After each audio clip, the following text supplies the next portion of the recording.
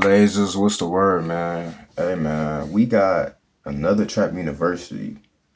Rappers in these weird ass all white parties. I ain't gonna lie, bro. I don't know nothing about it, but ever since I seen that picture with Lil Baby in 2023, I'm like, oh no, something going on we don't know about. You feel me? But let's see what it is. Let's see what they talking about. Like, comment, subscribe before the video. Let's get into it. This is why I don't call people culture vultures. Look at this. Look how he's holding these two grown men. I said in a previous video that rappers are like girls. They'll literally hang out with anybody that can give them some shopping money, but how much you gotta pay for this? And who is this in the background? Is this one of the servants? All this gangster talking y'all music and y'all let a 50-year-old man fly you out to party with him. I don't care if he's paying $100K per guest. This is not my scene. When do you get to the point where you can host an all-white party? What level do you have to be on? Because we know from the whole Diddy situation that these are not just regular parties. And look at how this man is biting his lip. What is Donald Trump saying? Anyway, in 10 to 15 years, I'm sure somebody is going to come out with similar stories about the Michael Rubin parties, but he'll probably be long gone out of the country by then. But he's only been hosting these parties since 2021, and before that, it was just Diddy for the most part. So how was it decided who can be the new all-white party host? This has been a subject of much debate since Diddy started being accused of things, and probably even before that. Women, beautiful women, of course.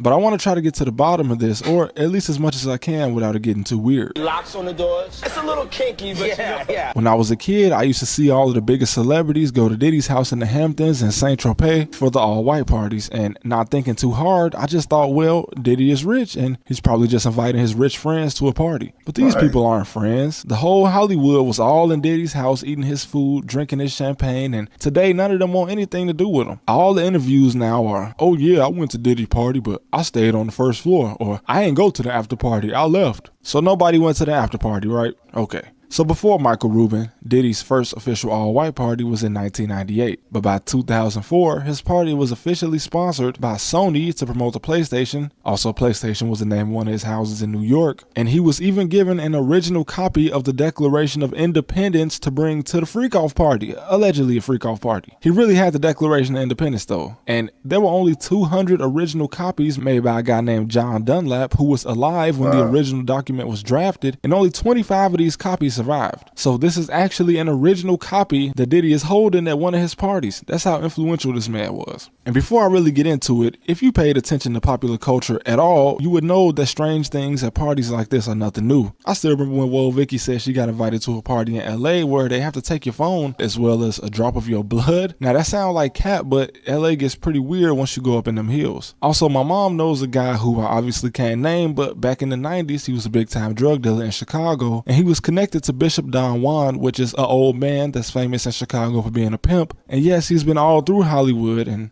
I wonder why celebrities would have a pimp around them. Anyway, they both got invited to a party at Snoop Dogg's house in LA sometime back in the mid to late 90s, and he's from Chicago, and Chicago people tend to over exaggerate things, but his exact words describing the house when he walked in were somewhere along the lines of drugs piled to the ceiling, as well as women, most likely escorts, in every room. And he says it was too much for even him, so he immediately left once he started looking into these rooms. And years later, Cat Williams would allege he saw similar things at mansion parties before everyone thought he was crazy. These big ass mansion parties, and the mansion party, the whole mansion is a party, and then it's a separate party in the little rooms, and you fuck around and look in the wrong room and shit. And again, we still hear strange stories today, like the high school girls that allegedly get invited to Drake's house. So anyway, Diddy's first party was in the Hamptons, East Hamptons to be specific, and if you don't know what the Hamptons are, it's a very affluent area where wealthy people live, at least part-time, since many of them have summer homes here. And for reference, this is what rent looks like in East Hampton. I literally laughed when I saw this because my brain could not come up with any other response to the ridiculous prices I was looking at. Now back to this first 1998 party, Paris Hilton, who was basically the first influencer to exist after the internet was created, was there, and she said everyone was there. So this seems to be the start of rappers and entertainers coming to the all-white parties, and all-white parties being associated with rappers. So what happened in 1998 to give Diddy the power and influence to get everyone at these parties? Well, for starters, you all know who earned Diddy his first big check in music, the notorious B.I.G., who had just died a little over a year before this party, but just 4 months after B.I.G. passed, Diddy immediately capitalized on the situation and dropped his first charts and still to this day his best-selling album. Now, of course, since it was dropped so fast, it's implied that he started work on the album while B.I.G. was still alive. But of course, this is where the rumors come in, like one in particular from Gene Deal, a former bodyguard for Diddy, that alleged he somehow had prior knowledge in some way of what would happen to Biggie if he went to LA, which is where he ended up dying. And while this is still considered just a conspiracy theory, one thing that is very strange to me is when his mom filed a wrongful death lawsuit against the city of Los Angeles, a key witness who was expected to testify took psychiatric medication right before the trial, which resulted in him suffering lapses in memory, which also resulted in him becoming an unreliable witness. And it all eventually ended in a mistrial, and the family filed 2 more times, but the second time they accused 2 LAPD officers of being complicit in some type of murder plot, but the judge ruled that the family had not complied with California law, and the third time it was just straight up dismissed. Anyway, Diddy went 7 times platinum, was nominated for 5 Grammys on the album, and he eventually won 1, so this pretty much cemented his spot at the top of the music industry, and wouldn't you know it, just months after winning this Grammy is when the first all-white party was held. So obviously, any rapper being around Diddy at this point and onward was seen as a move to elevate their career, something that Michael Rubin can also seemingly do, as obviously he can just put money behind anything. And I'll never forget when he made Meek Mill hop like a bunny, which is just a reminder that if you listen to these rappers, separate the music from the artist, because all this tough talk, but when a billionaire tell you to hop like a bunny, you hop, and when he touch you inappropriately, you just pose for the picture like every other influencer. And it's not just the rappers. I saw a video of this man Diddy sitting back watching an A-list actor have a wrestling match in front of him, like some type of performance, while workers are just walking around picking up the trash. He was like an emperor in a coliseum, and this is not regular grown man activity. This is grown men that get flew out for weekend party activity. There has to be something that you won't do for money, right?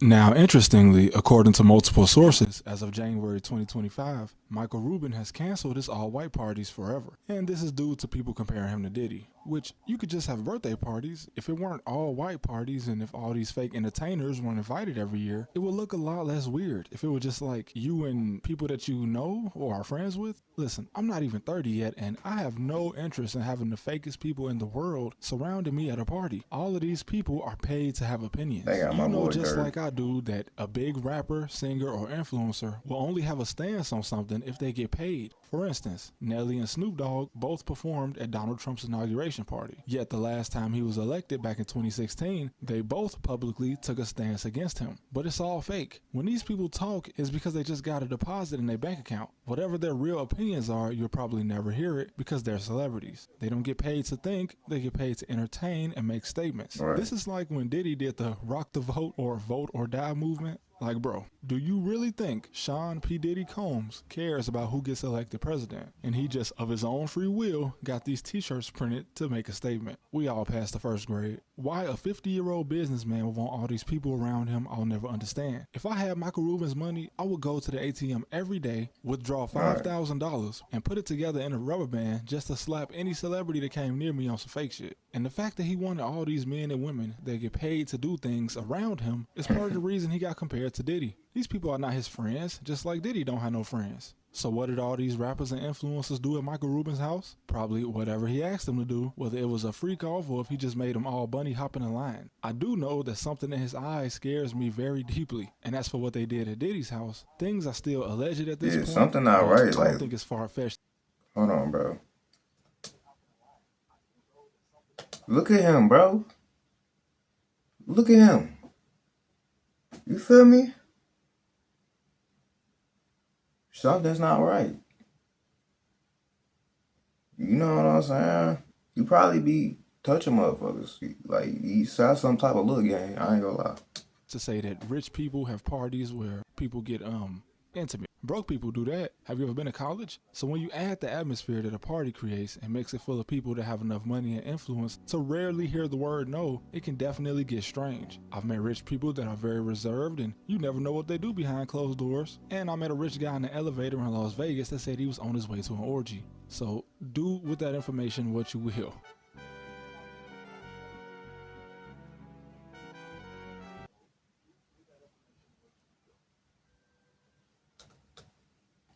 Interesting. You know what I'm saying? It's definitely like the industry is definitely a strange place. The world is a strange place. You know what I'm saying? And shit, you just gotta be careful out here, man. I ain't gonna lie. But if you like the video, like, comment, and subscribe, and I'm Gone.